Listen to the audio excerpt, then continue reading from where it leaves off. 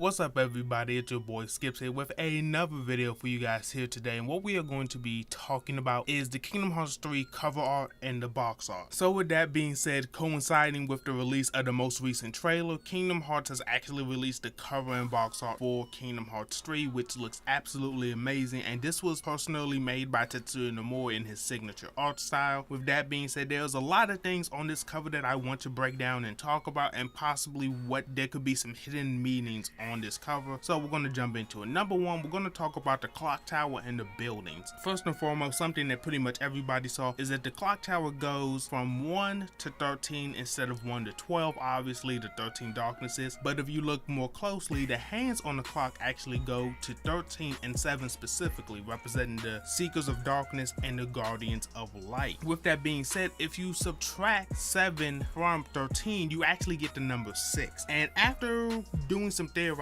last night, because I was up pretty late because I couldn't sleep, I made a list of 13 people who could be a part of the Seekers of Darkness, but then I kept going on and I had a list of about 5, and there possibly could be one more, I just can't think of them at the moment, who could be a replacement member for the Seekers of Darkness, or if any of them pass away before the end of the game or stop being the Seeker of Darkness by the end of the game for any reason, like in the case of Aqua maybe being saved and then her getting replaced by maybe Ventus if they do capture Ventus during the event of Kingdom Hearts 3. That is something that could happen. Moving on from there, we're actually not going to go to the characters yet, which is the biggest thing in this video. We're actually going to go to the sky. If you look at the sky there, it looks very weird. You literally see 4 skies with a cross section, one that represents daytime, one that represents nighttime, one that probably represents the dawn of the day, and one that represents the twilight of the day. With that being said, we have seen certain towns, and we know certain towns are perpetually stuck at certain times of day just because of where they are within the Kingdom Hearts universe. For example, Twilight Town is called Twilight Town because it's stuck in a perpetual twilight. The sun never sets, the sun never rises. It is always stuck at sunset. It never changes. There's no day or night cycle with Twilight Town. Obviously they have a sense of time, but the actual day never actually goes by. There's never a nighttime there. With that being said, if we go through our Kingdom Hearts and look at certain worlds, maybe worlds that are specifically Kingdom Hearts worlds, maybe we could find other ones. For example, in Hollow Bastion, we don't really see a day or night cycle. And as we know, Hollow Bastion's real name is Radiant Garden, which was like a city of light and all of that. So it could be said that maybe out of all of the original Kingdom Hearts worlds, with maybe the exception of Daybreak Town, because personally, you guys, I don't play Kingdom Hearts Key, so I don't know the specifics about Daybreak Town, but Radiant Garden could be representing the day, the light within the Kingdom Hearts series. And then if we move onwards, we have Twilight Town, which is the sunset. Then at the end of Kingdom Hearts 2, we get the world that never was, which we've pretty much seen as a perpetual nighttime. And then from there, this world right here could be representing the dawn. So if we take this throughout the mainline Kingdom Hearts games, we could kind of make a story like this, whereas we start off from Hollow Bastion near the end of Kingdom Hearts 1 being daytime, then we move into the beginning of Kingdom Hearts 2, which would be the afternoon, the sun setting, moving to the end of Kingdom Hearts 2, which would end up being the world that never was, which is weathering through the night, and finally getting to Kingdom Hearts 3,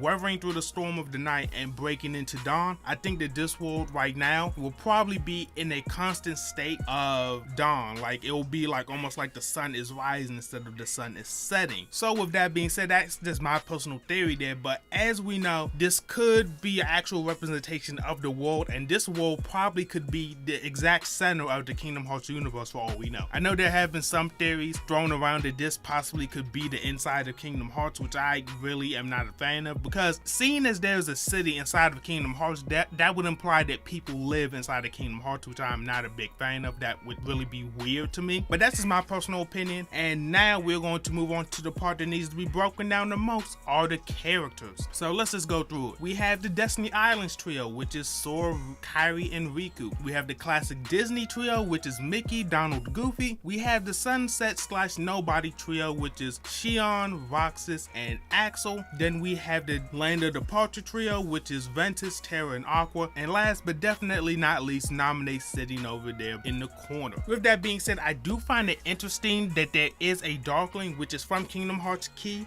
and I'll talk about that guy later, but let's break all of this down and the positioning of all of these characters, because I find some things very interesting. First of all, I want to note that Mickey up at the top has the Kingdom Key that he was looking for in the Kingdom Hearts 3 trailers that Aqua apparently takes from him. So at some point during the game, Mickey must eventually get this key and it becomes his regular Keyblade. With that being said, what happens to Aqua? Do they defeat her? Does she get saved by Sora? Or what happens for him to get this Keyblade back? Moving on from there, if he does start using this Keyblade as we see on the cover as his normal Keyblade, what will happen to the Kingdom Key D? Who will receive that Keyblade? There are some possible candidates. Number one, Riku, King Mickey's really good friend. They've been on a long journey together and they trust each other very much. I would consider Riku getting this Keyblade, but the thing that stops me from thinking that he's gonna get this Keyblade is that we've already seen him with a different Keyblade in renders, and Tetsuya Nomura's comments indicate that possibly that this Keyblade is going to change shape and represent Riku as he is now. So Riku will be getting a brand new original Keyblade that suits him in this game. So it leads me to believe that he will not be the wielder of the Kingdom Key I, in my personal opinion. And there's another character on the side of the Guardians of Light, which is Roxas. As we have seen in the last trailer, we got a couple of glimpses of Roxas throughout this trailer, and there's a lot of Roxas stuff going on in this game from what we can see. There's a possibility that since he is the nobody of Sora and Sora's main Keyblade is the Kingdom Key, they will only be right that he would get the Kingdom Key D, which is the Keyblade of the Dark Realm. But seeing as Roxas has more of an affinity towards Oblivion and Oathkeeper, I highly doubt that he would just drop both of those to use the Kingdom Key D, even though canonically it is a stronger Keyblade than what the Oathkeeper and Oblivion should be. So it will be very interesting to see what will happen with the Kingdom Key D in this game. Moving on from there, another interesting thing here is Shion is obviously on the cover. We have not seen her in any of the Kingdom Hearts 3 trailers, but that leads us to believe that she will have some importance in this game, whether it's through flashbacks or whether it's through this next thing I'm talking about is the position of Naminé on this cover in reference to the nobodies. So as we can see, there's a gate actually separating the nobodies from each other, with Naminé being on the other side by herself. Maybe this is some symbolism saying that Naminé is the key to unlocking Roxas's and Axel's memories of remembering Shion. Maybe I'm reading a little too much into that, but maybe that could be some type of symbolism there as to why she's on the other side of the gate. Maybe she's the key to unlocking the memories and them remembering her. I don't exactly know, but that is a theory that I have right there. And moving on into something that I find very interesting more than anything else on this cover is that Sora, Kairi, and Mickey are the only Keyblade wielders on this cover actually holding their Keyblades among the 11 that we see on the cover. And if you're confused by why I say 11 instead of 10, Naminé is a nobody of Kairi, and Kairi is able to use a Keyblade now. So by default, Naminé should be able to summon a Keyblade as well. Just getting that out the way. So with that being said, I find that very interesting, and I want to know what was the design decision behind that. It could have just been a purely artistic decision, but knowing Tetsuya Nomura and seeing the little things like the 7 buildings, the hands on the clock specifically pointing to 13 and 7, I don't think that was done without reason. I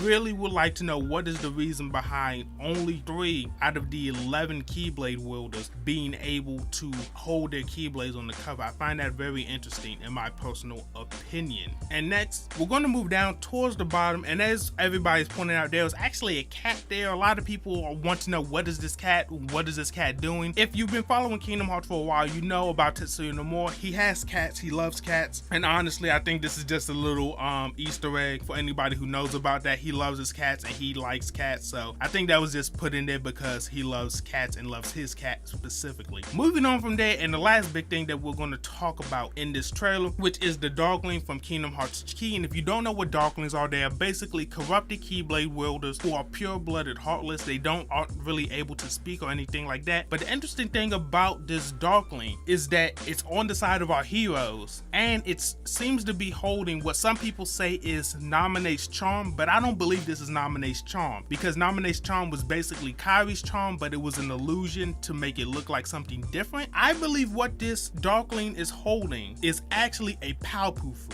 Why this Darkling is holding a Palpufu, I wouldn't exactly know, but maybe this could be a reference to maybe tying in that when you eat a Palpufu all the way back in Kingdom Hearts 1, that when you eat this fruit, your destinies are tied together, possibly referencing that everything that happens in Key set forth what happens throughout Kingdom Hearts 1, 2, 3, Recoded, Dream Drop Distance, and everything that we have seen in the current present of the Kingdom Hearts universe, kind of tying it together, saying like your destiny was fated from the beginning. That could just be me making a really big reach, but I'm trying to find some type of meaning in everything that I see on this cover. And last but not least, and this was pointed out to me on Twitter, I can't find the post, so excuse me for not crediting you, but there is a interesting thing with the Kingdom Hearts 3 cover. If you look at Kingdom Hearts 1 and the Kingdom Hearts 2 cover, everybody on the Kingdom Hearts 1 cover is actually facing to the left, with Riku facing to the right, showing all of them going in the same direction, but Riku falling down a different path. In Kingdom Hearts 2, everybody on that cover is looking in a completely different direction, showing how scattered and how many things were going on in Kingdom Hearts 2 and how separated they kind of were. And in Kingdom Hearts 3, all of our heroes are on the same side, facing the same direction, looking at the same thing, saying that they're all united in one front, which I find to be really damn cool. With that being said, this is my analysis and breakdown of the Kingdom Hearts 3 cover art. Let me know if there's anything that you find interesting that I didn't point out in this video. Let me know about that down below. And with that being said, it has been your boy Skipx. I'll see you all in the next one, and I am out.